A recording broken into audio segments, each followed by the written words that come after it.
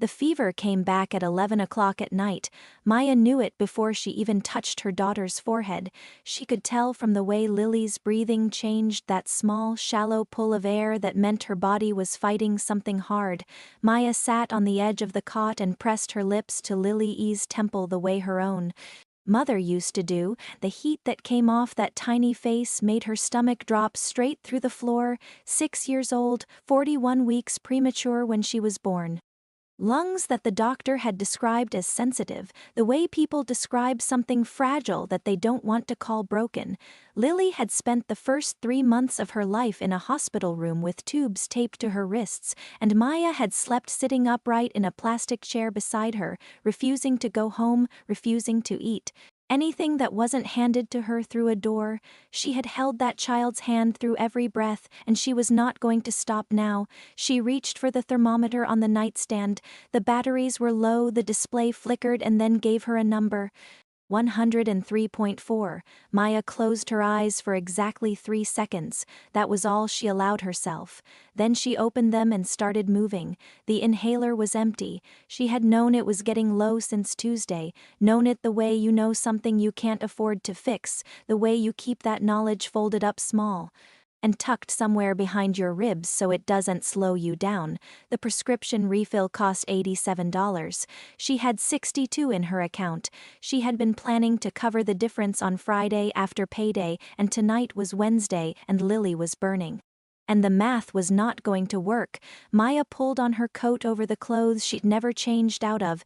She'd gotten home from the office at 9:15. She'd warmed soup from a can, watched Lily eat half of it, checked her homework, read her 2 pages of a library book, and fallen asleep herself for 45 minutes in the chair.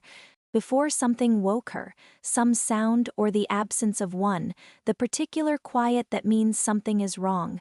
She tucked the blanket around Lily's shoulders and kissed her forehead again and whispered, "I'll be right back, baby, I'm going to fix it." Lily didn't wake up.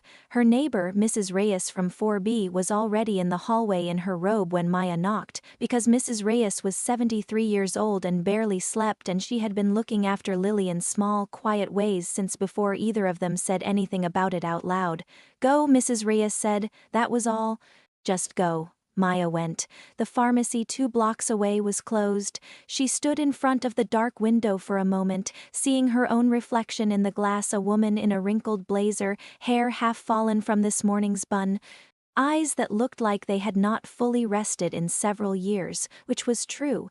She turned and walked. The next pharmacy was a 20-minute walk, the 24-hour one, the one that was always bright and a little too cold inside, with the fluorescent lights and the slow-moving line. She walked fast, the kind of fast that has nothing to do with confidence and everything to do with not having time to be afraid.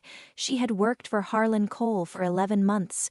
Most people in the city knew his name, the kind of name that appeared on buildings, on the business section of the news, occasionally on lists of the wealthiest people in the country. Cole Industries, 43 floors of glass and steel downtown, and a company culture that felt, on most days, like the inside of a clock, everything moving in precise, pressurized coordination, and no tolerance for anything that slipped. She had taken the job because it paid 40% more than the one before it, and she had needed that 40% the way you need oxygen. She had been quiet about needing it. That was the thing about Maya Chen, she was quiet about most things. She came in early, she stayed late. She did not complain when her workload doubled after 2 colleagues were let go in October. She made herself invisible in the ways that mattered and competent in the ways that counted, and she had believed for a while that this was enough. Then came the Henderson file. It was a single transposed number, a decimal point that landed 1 column to the left. She had been working 11 hours by the time it happened, and she had caught it herself, actually had sent the corrected version 18 minutes after the error, but Harlan Cole had seen the first version first. And he had walked into the open office and called her name in a voice that carried across every cubicle and every lowered head in the room. She still remembered the exact texture of that moment, the way 20 people suddenly found reasons to look at their screens, the way her face had gone hot and then cold, the way he'd said, "Is this the standard of work I'm paying for?" Not as a question, as a verdict. She had not argued, she had not explained the hours or the exhaustion or the fact that she had already corrected it. She had said, "I apologize, Mr. Cole, it won't happen again," and she had meant it. And she had gone back to her desk and sat with her hands flat on the keyboard for a moment before she trusted herself to type. She had not cried. She cried in the parking garage later, alone in her car, with the engine running and the heat on and her forehead pressed against the steering wheel. She cried the way she did most things. Contained, efficient, making sure no one could see. The pharmacy had the inhaler. That was the first piece of luck, and she grabbed it with both hands. The total came to $89. She slid her card across the counter, watched the cashier's face. Watched the machine, felt the particular cold that spreads from the chest outward when you already know what the screen is going to say, declined. She thought of the $20 bill folded in her coat pocket, emergency money she'd been carrying for 3 weeks against the possibility of exactly this kind of night. She put it on the counter, 62 in her account, 20 in her pocket, $82, 7 short. The cashier was young, a boy, really, 19 or 20, with tired eyes and an orange vest. He looked at her the way people do when they feel bad but don't know what to do, which is to say he looked slightly to the left of her face. She thought of Lily's temperature, she thought of her lungs. She stood very still for a moment, and then she thought of the only other option she had not yet used, and the thought of it made her feel something she could only describe as a door slamming inside her. She was a private person. She was proud in the quiet way that people are proud when pride is the only thing that hasn't been taken. Asking for help felt like handing someone a piece of herself she'd never get back, but Lily had a temperature of 103.4 and the inhaler was on the counter and Mrs. Reyes was in the apartment waiting, so she knew the address because she'd sent a courier there once, 8 months ago, a document that needed a signature before a deadline. She had typed the address into the system herself, 41 Meridian Drive, the kind of address that appears on envelopes with very clean, very confident handwriting. She walked, it took 35 minutes. The city at midnight was different from the city at noon, quieter in ways that made sounds carry further, the click of her shoes on the sidewalk, the distant rumble of a delivery truck, the wind coming in off the water. She crossed through neighborhoods that shifted gradually from the fluorescent lit pharmacies and corner stores of her own world into something wider, quieter, darker in the way that expensive places are dark at night, fewer lights because there is no need to be visible, no need to call for customers or announce yourself, just large shapes behind iron gates. And the slow sweep of security lights, she almost turned back at least 3 times. The first time, at the iron gate with the call box, she stood for a full minute with her hand not yet raised. The second time, after she buzzed and a voice said yes and she said who she was, she waited through the long silence that followed and thought, "This is a mistake, this is a mistake. You do not go to your employer's house at midnight, this is the end of the job, this is the end of everything." The third time was when the gate clicked open, and she was walking up the driveway and saw the mansion fully for the first time, lit from the ground up, enormous and pale as a bone, and she felt so small that her legs actually slowed without her deciding to slow them, but she thought of Lily, that was what she always came back to, not a plan, not an argument, not a prepared speech. Just the specific weight of her daughter sleeping on that cot with heat coming off her like a small furnace, and the way Lily had once looked at her from a hospital crib with total and absolute trust, as though Maya was the whole world and the whole world was enough. She kept walking. The door opened before she knocked a second time.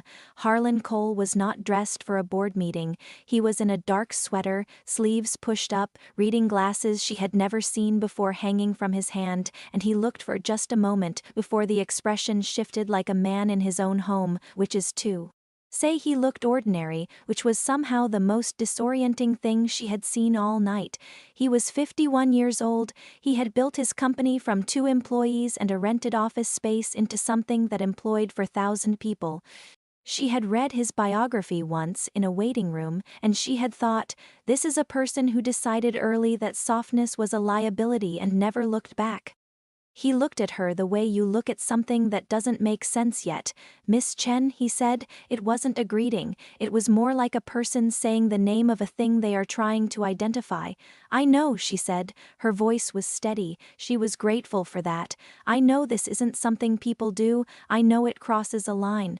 I wouldn't be here if I had any other option. He didn't move, he was blocking the doorway, not aggressively but absolutely, the way a person stands in their own doorway at midnight when they don't yet know why someone is on their step. She told him about Lily first. She didn't plan it that way, she had planned to lead with the practical information, the numbers, the request, but Lily came out first, the way the most important things always do when you stop managing yourself. She told him about the fever, about the inhaler, about the pharmacy and the $7, and she told him in the same quiet, contained voice she used for everything, except that halfway through, her voice broke once, very briefly, and she pressed her lips together and kept going. She watched something move across his face, she couldn't name it. The amount is $7, she said. I know what this looks like, I know how it sounds, I'll pay you back Friday from my check, I just need. How old is she? The questions stopped her. 6, she said. He looked at her for a long moment, then he stepped back from the door. Come in. She did not go in far. She stood in the entryway, which was larger than her apartment's living room, on a rug that probably cost more than 3 months of her salary, and she kept her coat on because she was not staying, she was just here to borrow $7 and then she was going home to her daughter, but he was already moving. He went somewhere she couldn't see, and she heard a drawer, and then he came back, and he was holding something that was not $7. Mr. Cole, the inhaler, he said, will it last? Or is this something she needs regularly? She blinked. The prescription is ongoing, once a month, roughly, depending on what's her doctor's name. She stared at him. I don't understand what I'm asking because I know people, he said, and his voice was not soft exactly, but it had lost the quality it had in the office, the quality that felt like a closing door. I know a pulmonologist at St. Carla's, pediatric specialist. She's very good. If your daughter's lungs have been a problem since birth, she should have been seen by someone like that years ago. He paused. Has she? Maya said nothing, because the answer was no, obviously no, because the waiting list for pediatric specialists without premium insurance was 14 months, and by the time Lily got to the front of it she'd be in 3rd grade, and Maya had known this and simply kept moving because what else do? You just keep moving. No, she said. He nodded slowly, like he was working something out. He held out the thing in his hand, and she looked at it and then looked at him. It was cash, more than $7, much more than $7. She shook her head. I only need Miss Chen. He said her name differently this time, not like an identification, like an acknowledgement. I spoke to you in a way, in October, that I have not forgotten. I told myself it was about standards, that's what I always tell myself. He was quiet for a moment. I didn't know anything about you, I didn't know you had a daughter, I didn't know what your days looked like. I looked at a number in a column and I made a decision about who you were. She felt her throat tighten. You came to my door at midnight, he said. Do you understand what that means? Not many people would do that.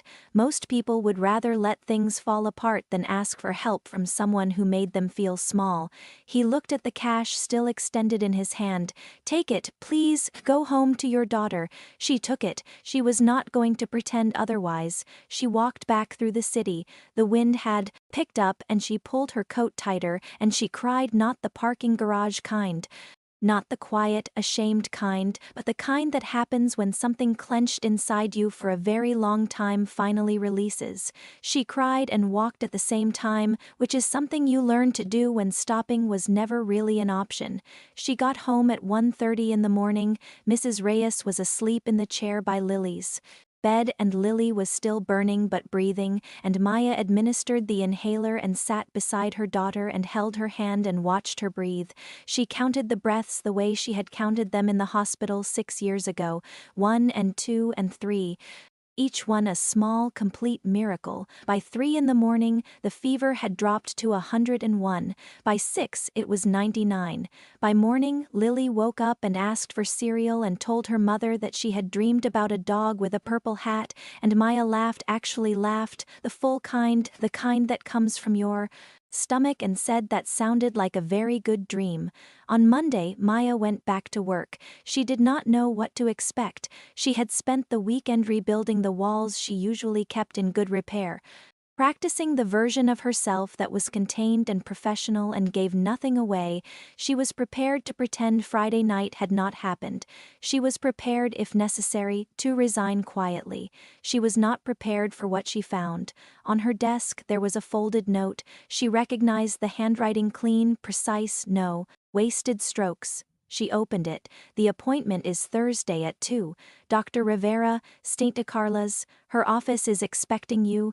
HC. She read it twice. Then she sat down because her legs had made a private decision to stop holding her up. She thought about what it means when someone powerful sees you, really sees you, not as a number in a column, but as a person with a life beyond the office walls, a person with a daughter who has sensitive lungs and dreams about dogs with purple hats. She thought about what it costs to stay invisible when visibility feels dangerous, and what it costs to become visible anyway, because love is in the end more relentless than pride, more relentless than fear. She thought about the knock on the door, how close she had come to not making it, how many times she had almost turned back. How the courage to stay and knock had come not from confidence, she had no confidence left in that moment, but from something older and quieter and more stubborn than confidence, from the simple, absolute fact that her daughter needed her to be brave, and so she was. Harlan Cole changed, the way people change when something real gets through, not all at once, not dramatically, but in the months that followed. The office felt different in small ways that added up to something significant. He started learning names, not just titles, not just departments, but names. He stopped walking through the floor like a man passing through a room he owns and started walking through it like a man moving among people he is responsible for. He asked questions, he listened to the answers, he never announced it, he simply began to act differently, and the people around him felt it, the way you feel a change in temperature before you can identify its source, something warmer, something that gave a little more room to breathe. Maya stayed. She got promoted 8 months later, not as a gesture, but as a consequence, because she was exceptionally good at her job. And now that someone was actually paying attention, that was possible to see.